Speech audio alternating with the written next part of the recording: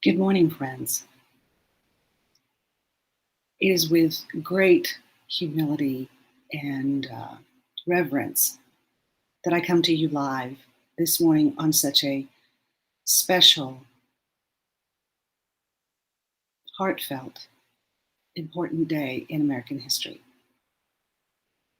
I'm sure you've been watching all of the stories unfold on live streams from ABC News, different news networks, different people remembering what happened today on this 20th anniversary of the attacks on New York City on 9/11, 2001. So today's show is going to be a little different. It's going to be a day of remembering, honoring, but most importantly, sharing the stories from that day. The stories that continue to unfold 20 years later, looking back on who we were then and who we are now. And if this is your first time to ever catch me live, thank you for being here and taking a moment to stop in. My name is Ronnie Harden, and by trade, I am an editor. I'm a writing coach. I help work with people to tell their stories, publish their stories, share their stories with others. And I do this live stream every Saturday morning to talk about things that are going on in life, hearing your stories, sharing some of my stories, and also sharing some stories with you that I think you might be interested in learning, in hearing. It's great to have you here. And on this day, the show is going to be a little different because I wanted to share a little bit of my story of what happened on the morning of 9/11. But first, as you know, every day I feature a special coffee cup from my coffee cup collection. I like to share mugs that I've gathered over the years as sort of a tapestry of stories of my life, places I've been, people I've met, gifts that I've received from others who help me remember them every time I have a cup of coffee in the morning. So today's featured mug is my Starbucks commemorative mug from the city of New York. And you can see the reconstructed World Trade Center there. Do you remember where you were on 9/11? Do you remember those feelings you had when you watched what was unfolding live on television? This was before social media was really huge. This is before we had the ability to live stream. And so most of our information came from the major television networks, ABC, NBC, and CBS, who brought in their main anchors of Tom Brokaw, Dan Rather, and Peter Jennings. For me personally, I remember the morning so vividly, and I even wrote about it on my blog years ago. And I'd like to share that with you now. We're going to be talking about some stories, but I wanted to share with you my morning that day. I sat down and I wrote these words and collected them, and they're still there for posterity. In fact, I even went to my old blog site that's on WordPress, very old blog, very first blog I created, and found my story. So I want to share it with you here today. And then we're going to talk a little bit about how our world has changed in the 20 years since that date. So here's what I wrote, and here's the story that I shared um, live. And I want to say good morning. Good morning, Savannah. Good to see you here, my sweet girl.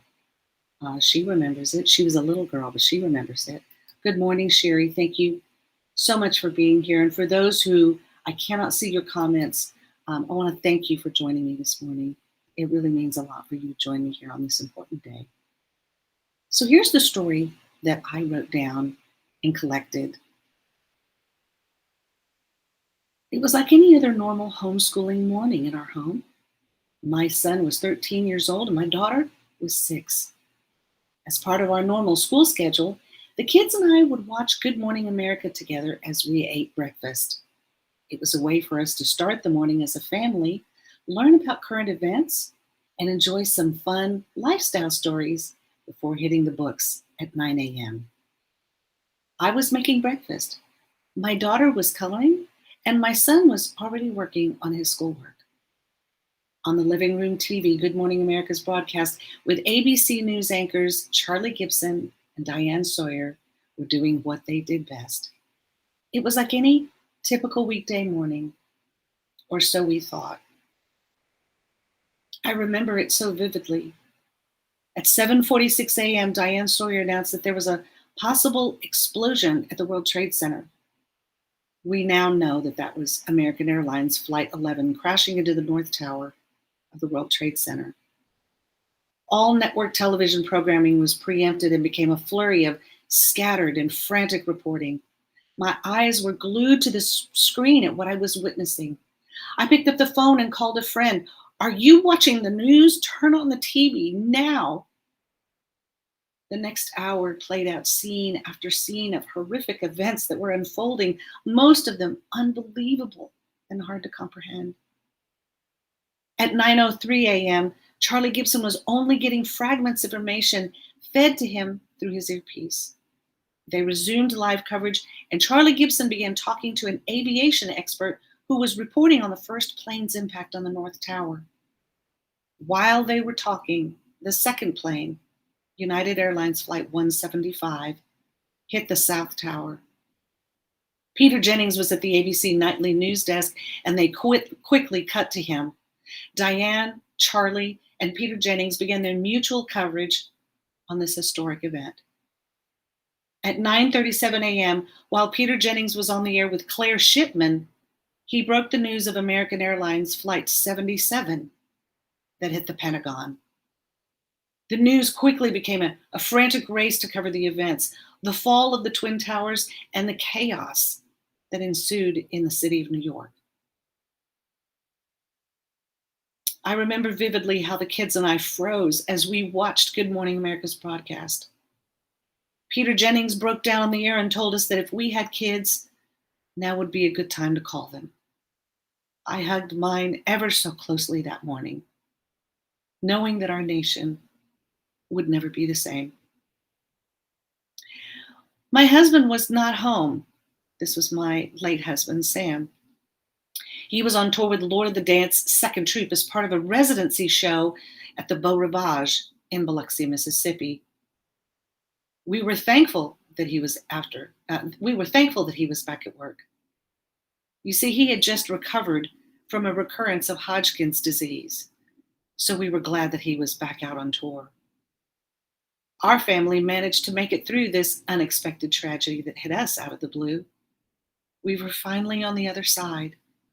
Oh yes, I knew what it felt like to experience sudden fear. I remember calling my husband frantically, waking him up. After a few calls, he answered and I told him, turn on the TV.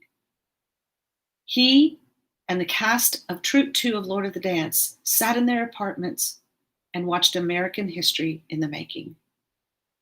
Shortly after that phone call, my sister, who lived in Arizona, called me. She too was frantic. My brother-in-law was on a return business flight from Europe scheduled to land in New York. He was on one of the many planes forced to circle for hours while airports scrambled to find a way to land the incoming commercial planes amidst the chaos. I canceled school that day. I called all my friends, rallying those who I knew that would join me in prayer for the people of Manhattan, New York, Shanksville, and Washington, D.C. My heart was so burdened, feeling so much pain, so much sorrow. Oh, how the heart of God must have ached that day. The kids and I continued to watch in dismay the news coverage of that fateful day. My little girl's coloring effects had changed, bringing me a picture that she had colored, her 6-year-old handwriting, recording the urgent need to pray. Our church family gathered that night for a prayer vigil. Our nation was reeling from utter grief and shock. 20 years have passed. September 11th is now a most sacred day. Our nation rallied together like never before. There were no political lines, no bickering. We were a nation that had come under brutal attack. And America's people rose and faced the enemy like we have so many times in the past. May we always remember this dear price of freedom. God bless the United States of America, our armed forces, the New York Fire Department and Port Authority, the New York Police Department, the people of Shanksville, Pennsylvania, and Washington, D.C., the people of New York City, and the families whose lives will never be the same. Today, we honor you. I know that just reading those words again, even after 20 years, I still feel the pain. I watched that happen in real time. I lived through that moment, as I'm sure many of you have. JP, oh my goodness. Yes, you remember like it was yesterday the most scary, upsetting, and memorable days of our lives, the fear and the anxiety in the air. JP is one of the former cast members of Lord of the Dance. So thank you for being here, JP. Yes, and so many of you kids who were going to have to fly back home, and how that was scary for them. You know, so much has changed in the past 20 years. On this day 20 years ago, 13,328 babies were born on 9/11. Many of those children were born to the wives and the women who lost their husbands in this terrible ordeal. Children who were born never knowing who their fathers were, only to learn of their incredible courage and their amazing bravery in dealing with the aftermath of this horrible attack. So much has changed.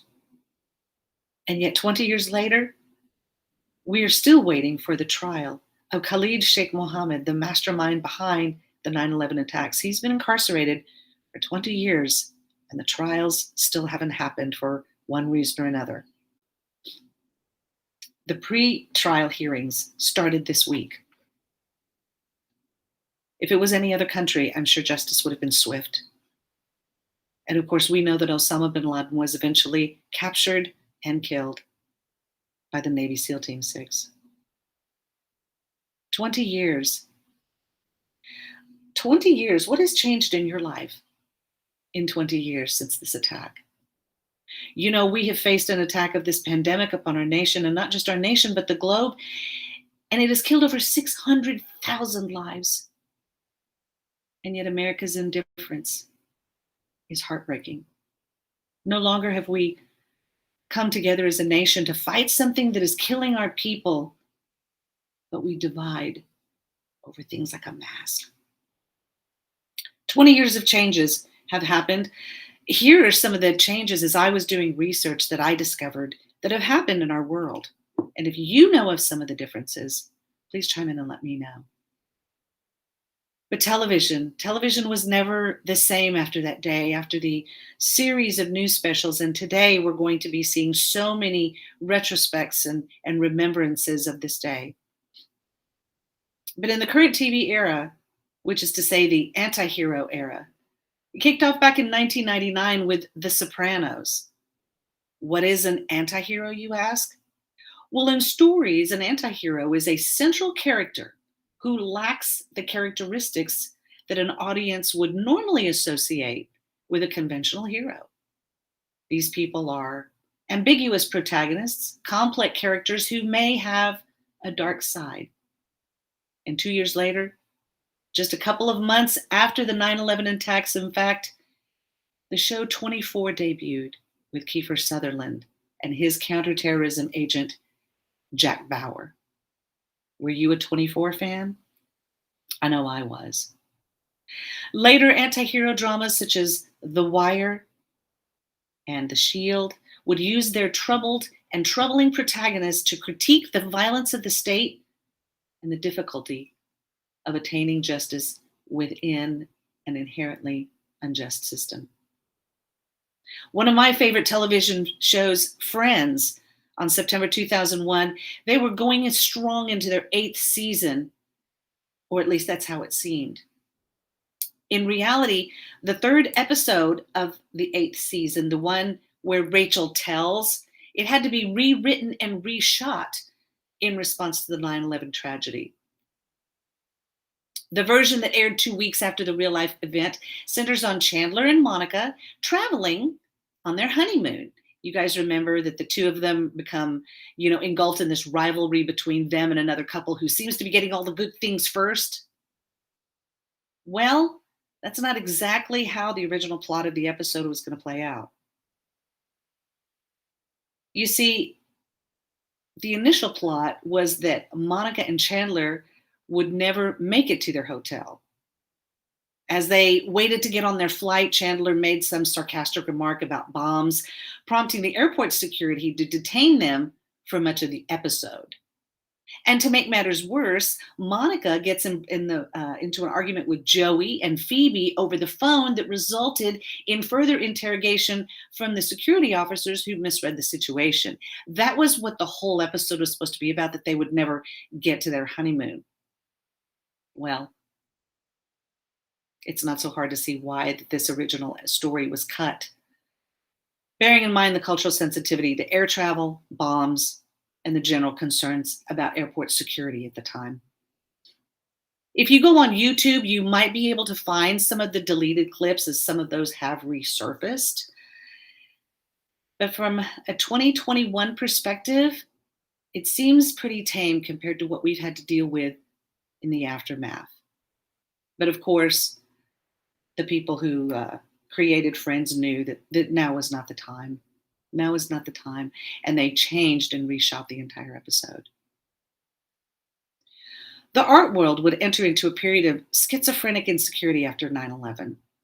The ongoing threat of terrorism made exhibitions that had international loans from other countries that much harder to organize, and especially causing insurance and transportation costs to rise exponentially.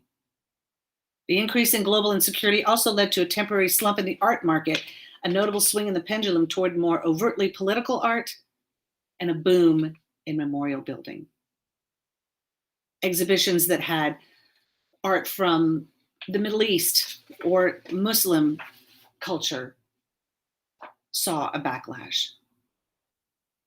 But museums went to further lengths to try to educate the public about both the richness of the Islamic art traditions and the complexity of contemporary Islamic culture. Museums that already had strong Islamic collections had an obvious advantage. The sports world was even affected by 9/11. The tradition of patriotic displays at major sporting events went to another level. After 9/11, sports leagues embraced their role of symbolizing American unity and healing, and they did so by stitching just more than the national anthem into their game presentations. It started with Major League Baseball teams, including performances of God Bless America during the 7th-inning stretch. And when the league saw the emotional response to enhanced patriotism, they chose to go bigger and bigger with their gestures, field-length flags, military flyovers. Later in 2015, the entanglement of patriotism in sports became problematic when it was revealed that the Department of Defense had paid teams millions of dollars for some of these acts. Over the past 5 years, many athlete activists have chosen to protest for their causes during the national anthem. What once seemed like a compassionate reaction to tragedy keeps growing more complicated and divisive.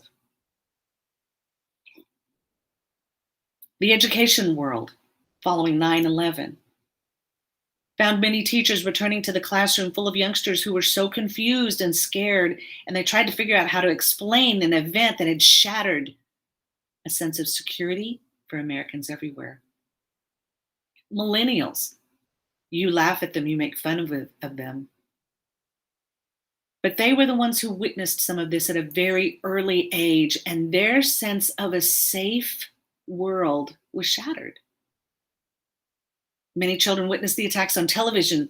Teachers had to comfort them and help them feel safe, even as the teachers themselves were struggling to feel safe. Does that sound familiar? 20 years later? It was only the first of many traumatic events that educators would have to deal with. In the 2 decades since the tower fell, they've been tasked with explaining any number of destabilizing events. Not only 9/11, but students traumatized by a shooting at Virginia Tech that killed 33, or the massacre at an elementary school in Newtown, Connecticut, where 20 first graders were gunned down. Then came the mass shootings in public venues such as theaters and concerts and nightclubs. No place was safe. Today, teachers are facing the same challenges, attempting to explain to their children a pandemic that has affected them so much to the point where all the protocols taken to even help them stay in school, while the teachers are fearing for their own safety and their own health. Travel was greatly affected by 9/11. Do you remember the days where we could hug our loved ones at the gate and walk through with all of our things? Well, that went away after 9/11. Post 9/11, flying became more of a hassle and more about comfortable clothes. You would wear clothes that would look nice. You want to look nice. And there was eating and drinking on the planes. Now, not so much. On the day of the attacks, the sky fell silent. The entire industry was shut down, all commercial planes. There was a lockdown across the United States, and yet there were planes in the air flying. One of my friends, Allison, was on one of those flights that was diverted to Newfoundland.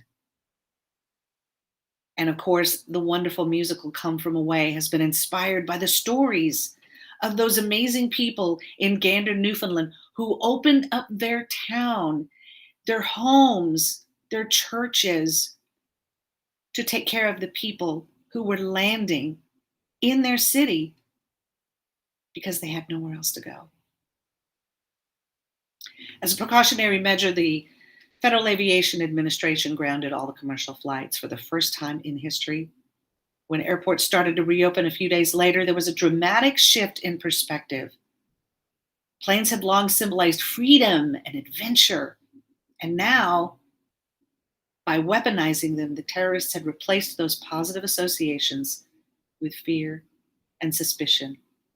It took the airline industry almost 3 years to recover and surpass. And when travelers finally returned, they discovered a host of new restrictions that added more time and stress to the departure process. At security checkpoints now, you have to place your luggage in electronic bins, remove your coat and your shoes, and limit any liquids to 3.4 ounces. No longer can we say goodbye to our loved ones at the gate. They have to drop us off and go because they can't even go past where security is. On board, flight attendants are reminding passengers not to congregate near the lavatories or the cockpit door, which are now locked and fortified to prevent future hijackings. Early in the rebound, the lines at the airport were long because travelers were adjusting to new measures. Two decades later, the lengthy lines are still there, but for an entirely different reason. Entertainment was affected big time. There were 45 movies that were edited or delayed because of what happened on 9/11. Scenes of the World Trade Center can be seen in most of the Friends episodes, and I'm thankful that the creators of the show have chosen not to go back and erase them, but many movies have done such a thing. Spider-Man's trailer release was removed from circulation as it featured Spider-Man capturing a helicopter filled with criminals in a web spun between the two towers. A poster with the World Trade Center reflected in Spider-Man's eyes was also recalled. 2 scenes were added to the film in response to the attack. In the first one, a group of New Yorkers attacked the Green Goblin over the Queensboro Bridge, with one saying, "You mess with one of us, you mess with all of us." The second, a scene of Spider-Man hanging onto a flagpole with a large American flag, was seen in later trailers at the end of the film. Zoolander. Remember the movie Zoolander? It was theatrically released 3 weeks after the attacks, and the World Trade Center was digitally deleted. The World Trade Center was removed from the poster for sidewalks of New York. In the 2002 film Men in Black 2, it featured a climax that included the World Trade Center. That building was changed to the Statue of Liberty. In the 2002 comedy film Mr. Deeds, the shot of the World Trade Center are partially seen. In the 2002 film Stuart Little 2, shots of the World Trade Center were digitally removed. In the 2002 film Made in Manhattan, the World Trade Center is visible in some unused pre-production footage, which was not included in the final cut. In the 1992 film Home Alone 2, Lost in New York, it features a scene atop the World Trade Center, which was edited out on several television channels. However, as of Christmas 2018, the scene of the World Trade Center was restored. And so many other films and television shows where either the scenes of the Trade Center were added or they were removed. Because that reminder was difficult. It reminded us of things that were difficult. But one thing that I want to be reminded of, one thing that I want to remember, was the courage of so many. The courage of the pilot on flight 11, and on flight 93. And I'm going to pull these pictures up because I want to remember them and honor them for their bravery and for their courage. Of course, we all know that flight 93 was the one that landed in Shanksville, Pennsylvania. They believe that plane was intended for the White House. Thanks to the brave thoughts of the people on board those flights. I'm going to share their picture right here. We remember the story of Todd Beamer, the brave young man who was on the flight of Flight 93 and together rallied some of the passengers with his phrase, "Let's roll." They worked together to overtake the hijackers of that plane and divert the plane away from Washington, D.C., which ended up, of course, crashing into a field in Shanksville, Pennsylvania, killing all the members on board. The pilot of that plane was Jeffrey Dahl.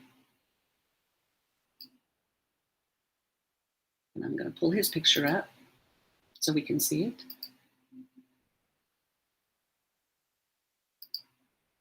And together, these two brave men averted what could have been another disaster on our nation's capital and instead sacrificed their lives for the safety of so many.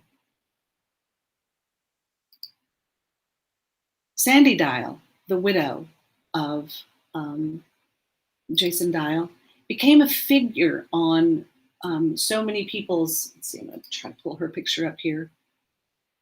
And I'm sorry, trying to get all of these together this morning because it's just heartfelt. It's these were people, and I understand their loss. I understand the grief of being a widow. And so Sandy Dial, see, there she is. There's Sandy Dial.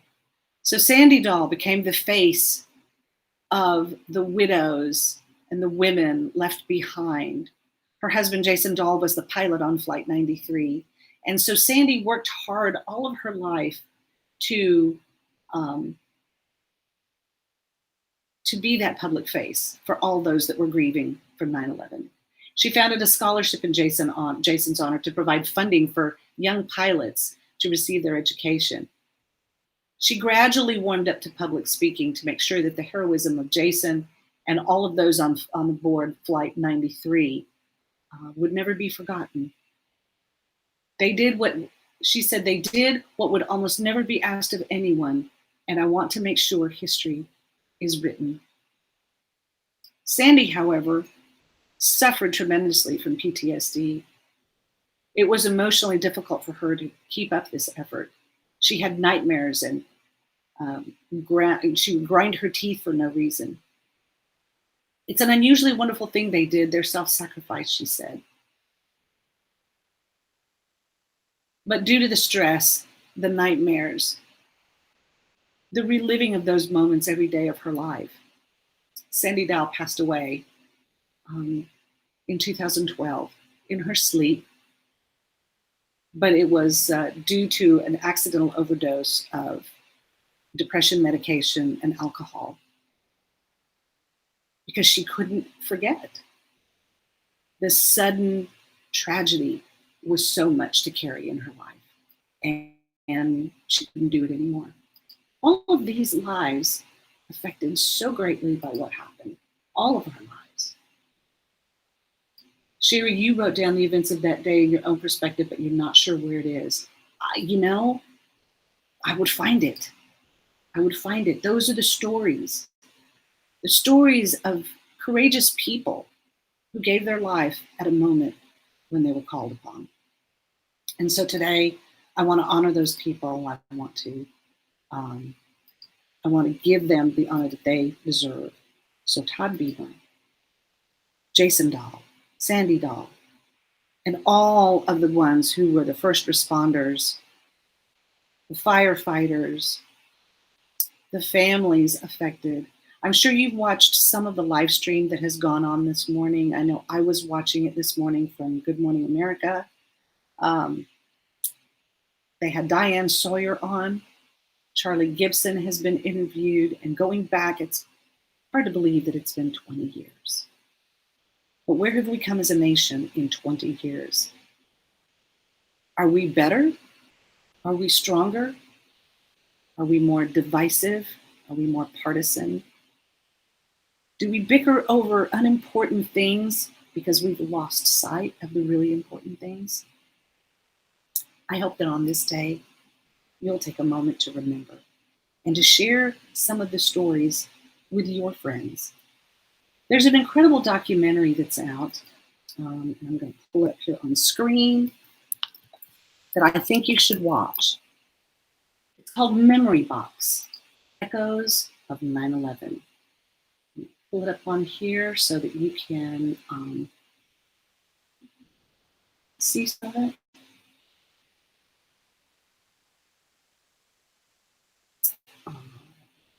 This up.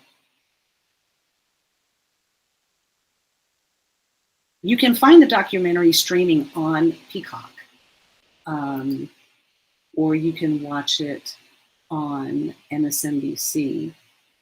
And regardless of your political leanings or how you feel about it, I think you should watch this documentary because it's really impressive. Let me share this part of my screen with you so you can see it. The concept behind this program is unmatched.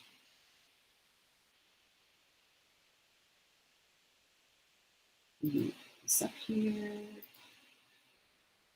All right. Let's see.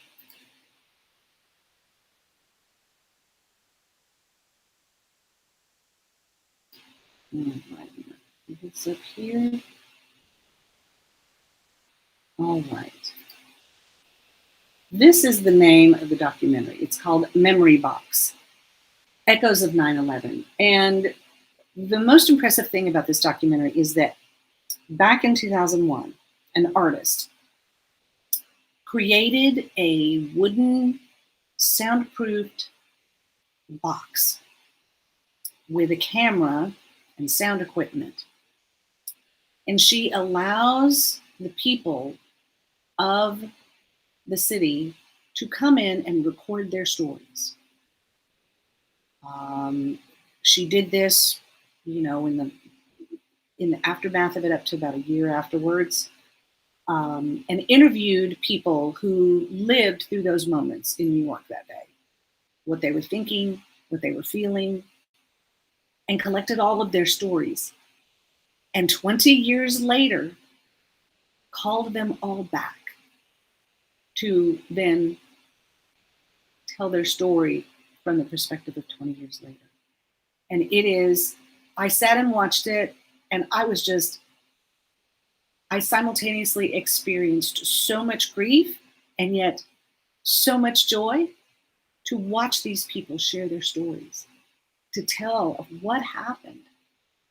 Because if we don't share our stories, the memories will fade away. And those who lived through the event will die off, just as those who lived through World War II are dying off. Those who lived through the tragedy of the war against Nazi Germany and can tell and regale their personal stories of what happened. So, what is your story? Do you have a story to share? Maybe about where you were on 9/11, what you were doing, maybe getting together with your friends to talk about where you were, and how things have changed. Maybe to talk about how we can do things better, how we can come together, because our nation needs it so desperately. If we were to be attacked by a foreign nation again, could we rise? Would we rise in unity as an American nation? Well, I believe we will. I hope so. So today, as you go throughout your day today, be thankful, be grateful. Remember the stories and tell the stories. Watch this documentary. It is so good. You have a lot of magazines about that sad day. Yes, newspaper clippings, all of that. We collected them, right? We saved them because that's a part of our story. So if you want to share your story, if maybe you've been thinking about sharing your story, maybe you have a story today, or maybe you have one you wrote back a long time ago on this day when you wrote down how you felt, like Sherry was saying earlier. Find those things and put together your story and share it. Because when you share stories, it makes the world a richer, more vibrant place. Because those stories tell who we are and share with the world a piece of us. And together, it creates a beautiful tapestry. So if you would like help with your story, you have a story you want to tell, maybe you want to just put your thoughts together and share it in a blog post or a Facebook status update or an Instagram post. Maybe there's something you've been wanting to say seriously and you just don't want to say, hey, what's up? Here I am having coffee this morning. Maybe you want to share some really heartfelt words, some serious words that will move the hearts of others. Maybe you want to just share a little joy and comfort and encourage those and sit with those who weep over the loss. Because 20 years later, they're still grieving. They're still hurting. Time only lessens the intensity, but you still feel it. You still remember. And stories are a great way to help us remember. So guys, thanks so much for being here on this solemn day as we honor those who gave their lives in 9/11, to the lives that were taken so violently, the families that were ripped apart, the first responders, the people who had to sift through all of that debris, and the fact that 20 years later, 2 more victims from 9/11 were finally identified thanks to technology that has been developed in these past 20 years to be able to help families put some closure on their story. As we close this story, I want to thank you for being here. I want to thank all the folks who watch live, those that are watching live stream. And if you've never joined me before, I hope you'll join me again. I love getting to share stories, tell stories, and help you become a better communicator, a better writer, a better storyteller. So if I can help you, please let me know. Here's how you can get in touch with me and let me know how I can help you tell your story. Or maybe you just want to find out a little bit more about me and what I do. Or you might even be interested in joining my book club, which we do every month, where we read great stories and then we get together live on Zoom and discuss those stories together. Sharing stories and appreciating stories, because they're so important. So I hope you'll honor me and honor those who have given so much, and let me help you tell your story. Have a great morning, guys. Have a great weekend. Hug all those that are close to you, and for those that are far away, call them today. Let them know how much you care. And thanks to all the folks that are watching live. Love you, sweetie. Thank you so much for being here. And congratulations on your new house. Make sure to reach out to those that mean a lot to you and let them know. That's the gift of why we have social media, because we can come together on a platform like this and talk to each other and share where we can't in person. This is why I do this every Saturday morning. So I am honored that you would have coffee with me. And I hope you have a fantastic weekend. God bless the United States. God bless the people of this country. And thanks for being here. I'll see you next.